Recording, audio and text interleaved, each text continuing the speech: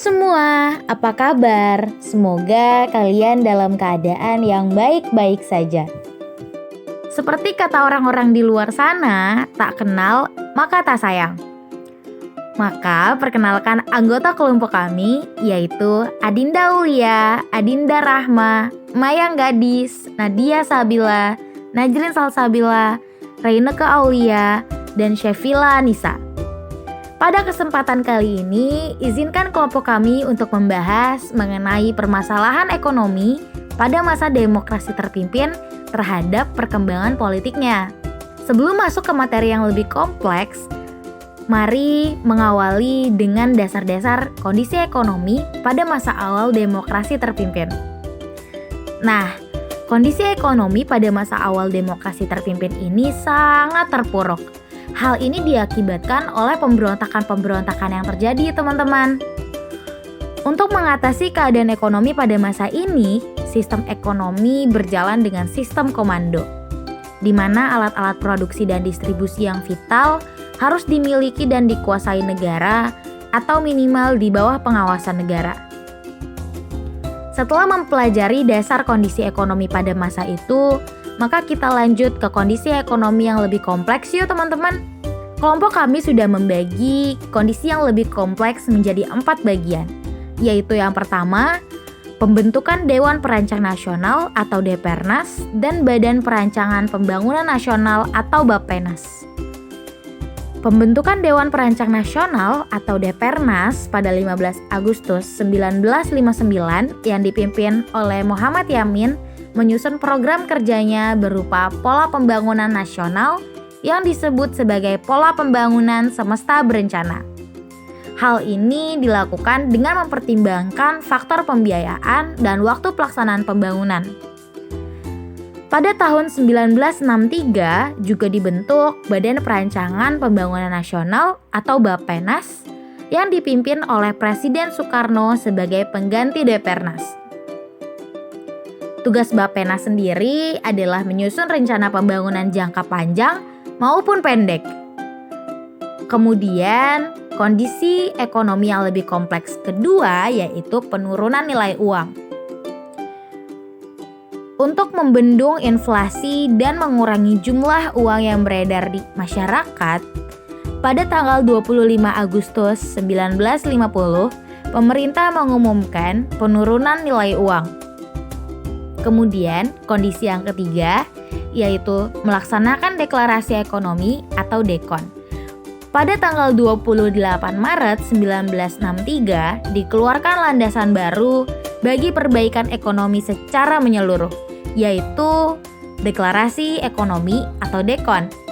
Yang tujuannya sendiri adalah untuk menciptakan ekonomi yang bersifat nasional, demokratis, dan bebas dari imperialisme. Meski begitu, sayangnya dalam pelaksanaan DEKON tidak mampu mengatasi kesulitan ekonomi dan masalah inflasi. DEKON justru mengakibatkan perekonomian Indonesia menjadi stagnan. Kemudian, kondisi perekonomian yang terakhir yaitu pembangunan proyek mercusuar. Sayang banget ya teman-teman, keadaan perekonomian justru makin memburuk karena pembengkakan biaya yang terjadi di proyek mercusuar ini. Proyek mercusuar Soekarno adalah proyek pembangunan ibu kota agar mendapat perhatian dari luar negeri untuk memfasilitasi Ganevo atau Games of the New Emerging Force. Selanjutnya ada faktor-faktor munculnya permasalahan ekonomi pada demokrasi terpimpin. Yang pertama ada terjadinya krisis ekonomi global, terjadinya inflasi karena pencetakan uang baru. Yang ketiga adanya boikot barang-barang Indonesia di luar negeri. Yang keempat adanya blokade ekonomi oleh negara-negara asing dan gagalnya ekspor barang ke luar negeri. Nah, setelah itu ada dampak perekonomian terhadap politik di demokrasi terpimpin. Yang pertama itu ada dampak positif. Dampak positifnya adalah tidak akan ada gejolak politik karena hanya satu partai yang berkuasa. Dan yang kedua, peraturan pemerintahan sama di berbagai daerah sehingga lebih mudah diatur.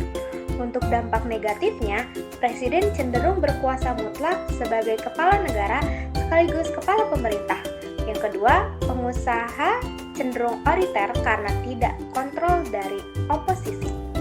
Maka setelah pokok pembahasan sudah kami paparkan sebelumnya, penilaian kami terhadap hubungan kausal antara kebijakan ekonomi pemerintah demokrasi terpimpin dengan kebijakan politiknya adalah pemerintah Indonesia di bawah pimpinan Presiden Soekarno pada saat itu tampak berupaya keras mengatasi masalah-masalah politik pada masa itu untuk mewujudkan integrasi bangsa dengan menempatkan bangsa Indonesia sebagai pemimpin dan mercusuar dari negara-negara NEVO.